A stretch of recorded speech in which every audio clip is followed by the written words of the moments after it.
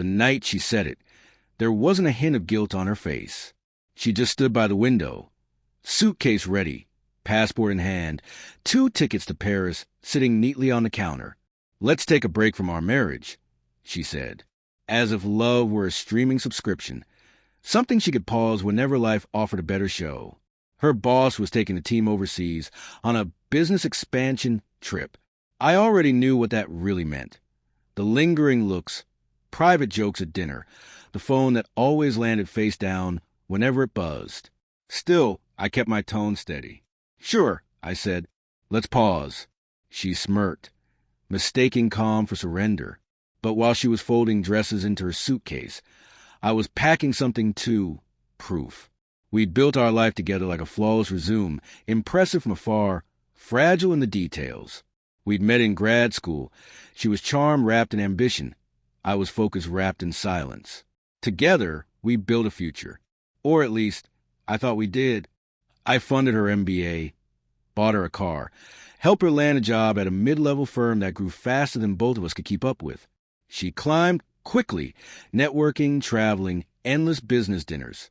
I believe we were partners.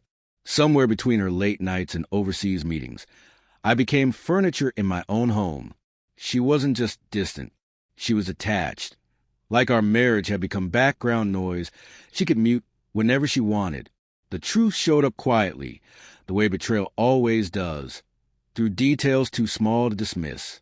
First, a text from a coworker sent to the wrong person. "Can't believe she brought his necklace on the trip."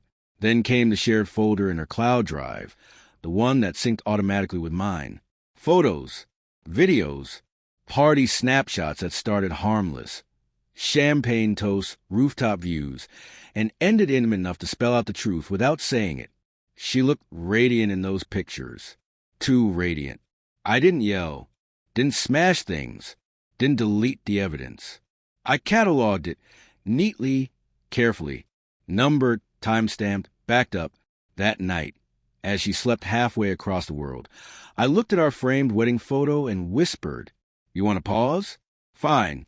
But when you hit play again, you won't recognize the story." My revenge wasn't emotional. It was structural. Step 1, legal silence. I met with a lawyer, not to file for divorce, not yet, but to protect myself. Our joint savings quietly moved into a trust under my name, justified as business restructuring. Step 2, financial reset. The house title refinanced. The car transferred to my company account.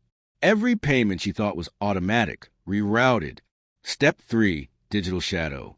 She adored her phone, her photos, her chats, her socials. I backed it all up. Her pause gave me 4 weeks to trace, compile, and document every digital footprint. Step 4, the stage. The reveal would happen when she returned, not in rage, but with precision. The goal wasn't pain.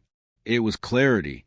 When she came home, she was glowing, sun-kissed, confident, carrying the smug ease of someone who thought they got away with it. "You look relaxed," I said. "It was productive," she replied, tossing her luggage aside.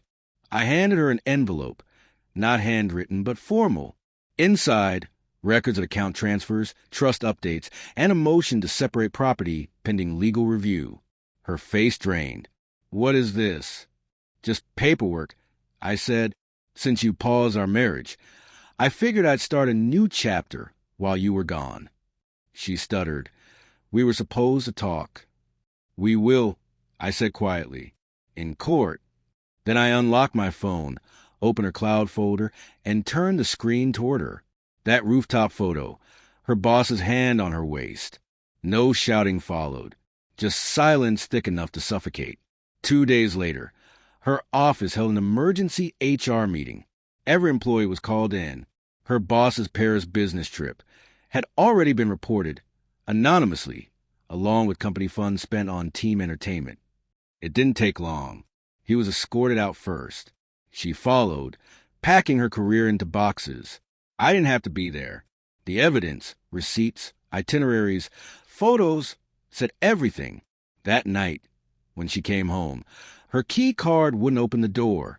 I'd already changed the locks. She sat outside for hours before finally leaving. It's been 6 months. I've moved into a new apartment overlooking the river. The quiet here isn't heavy anymore. It's clean. People ask if I miss her. I don't. I miss who I believe she was. But that person never existed. I've learned something about betrayal. It doesn't destroy you.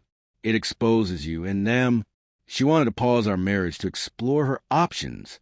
I let her. But while she played, I built an ending. She pressed pause to chase a fantasy. When she came back, I'd already pressed delete.